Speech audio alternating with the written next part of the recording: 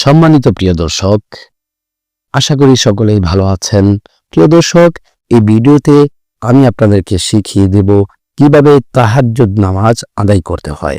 প্রিয় দর্শক, তাহাজ্জুদ নামাজ আদায় করার সঠিক নিয়ম, তাহাজ্জুদ নামাজের নিয়ত কিভাবে করবেন এবং কোন কোন সূরা দিয়ে তাহাজ্জুদ নামাজ আদায় করবেন, তাহাজ্জুদ নামাজ কখন আদায় করা উত্তম, সম্পূর্ণ নিয়ম কানুন আমি আপনাদেরকে এই ভিডিওতে বলে দেব।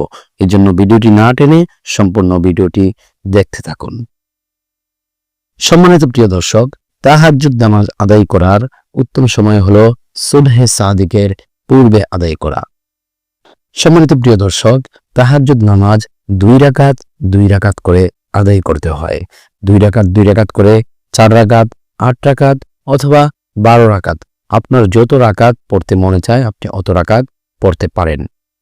প্রিয় দর্শক, তাহাজ্জুদ নামাজের নিয়ত বাংলাতে করে নেবেন। আরবিতে নিয়ত করতে সময় অনেক সময় ভুল হয়ে যায়। এই জন্য উত্তম হলো যেই ভাষায় কথা বলে ওই ভাষায় নিয়ত করা। প্রিয় দর্শক, তাহাজ্জুদ নামাজের নিয়ত বাংলাতে এভাবে করবেন: আমি আল্লাহ তাআলা সন্তুষ্টির জন্য কিবলামুখী হয়ে 2 রাকাত তাহাজ্জুদের নামাজ আদায় করিতেছি। প্রিয় দর্শক, এভাবে নিয়ত করার পরে আপনি আল্লাহু আকবার বলে হাত বাঁধবেন। হাত বাঁধার পরে আপনি প্রথমে সানা পড়ে নেবেন, তারপরে আপনি আউযু বিল্লাহ এবং বিসমিল্লাহ পড়ে নেবেন। আউযু বিল্লাহ বিসমিল্লাহ পড়া শেষ করে আপনি সূরা ফাতিহা পড়ে নেবেন। সূরা ফাতিহার পর আমিন বলবেন।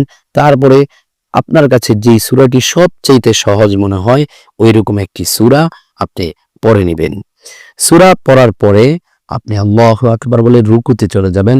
রুকুতে গিয়ে রুকুর তাসবিহ 3 বার, 5 বার, 7 বার, যতবার আপনার কাছে সহজ মনে হয়, তবে সর্বনিম্ন 3 বার রুকুর তাসবিহ পড়তে হবে। প্রিয় দর্শক, রুকুর তাসবিহ হলো সুবহানা রাব্বিয়াল আযীম, সুবহানা রাব্বিয়াল আযীম, সুবহানা রাব্বিয়াল আযীম। প্রিয় দর্শক, রুকুর তাসবিহ পড়া শেষে আপনি সামি আল্লাহু লিমান হামিদাহ বলে সোজা হয়ে দাঁড়াবেন। সোজা হয়ে দাঁড়িয়ে আপনি রব্বানা লাকাল হামদ এই তাসবিহ পড়ে নেবেন। এই তাসবিহ পড়ার পরে আপনি আল্লাহু আকবার বলে সিজদায় চলে যাবেন। প্রিয় দর্শক, সিজদায় গিয়ে সিজদার তাসবিহ 3 বার, 5 বার অথবা 7 বার পড়ে নেবেন। সিজদার তাসবিহ হচ্ছে সুবহানা রাব্বিয়াল আ'লা, সুবহানা রাব্বিয়াল আ'লা, সুবহানা রাব্বিয়াল আ'লা।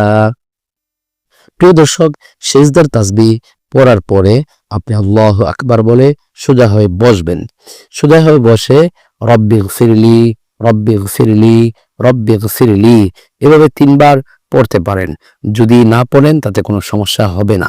তারপর আপনি দ্বিতীয় সিজদার জন্য আল্লাহু আকবার বলে দ্বিতীয় সিজদায় চলে যাবেন। দ্বিতীয় সিজদায় গিয়ে আবার প্রথম সিজদার ন্যায় 3 বার, 5 বার অথবা 7 বার সিজদার তাসবিহ পড়ে নেবেন। প্রিয় দর্শক, তারপরেই আপনি আল্লাহু আকবার বলে দ্বিতীয় রাকাতের জন্য দাঁড়িয়ে যাবেন। দ্বিতীয় রাকাতের জন্য দাঁড়িয়ে এখন আর আপনাকে সানা পড়তে হবে না, আউযু বিল্লাহ পড়তে হবে না। প্রিয় দর্শক, আপনি প্রথমেই পড়বেন বিসমিল্লাহির রহমানির রহিম। বিসমিল্লাহির রহমানির রহিম পড়ে আপনি প্রথম রাকাতের নেই সূরা ফাতিহা পড়বেন। তারপর সূরা ফাতিহার সাথে আপনার কাছে যে সূরাটি সহজ মনে হয় ওইরকম একটি সূরা মিলাবেন। ওইরকম একটি সূরা মিলানোর পরে প্রথম রাকাতের নেই আবার রুকু করবেন, সিজদা করবেন। এইভাবে 2 রাকাত নামাজ আদায় করে নেবেন।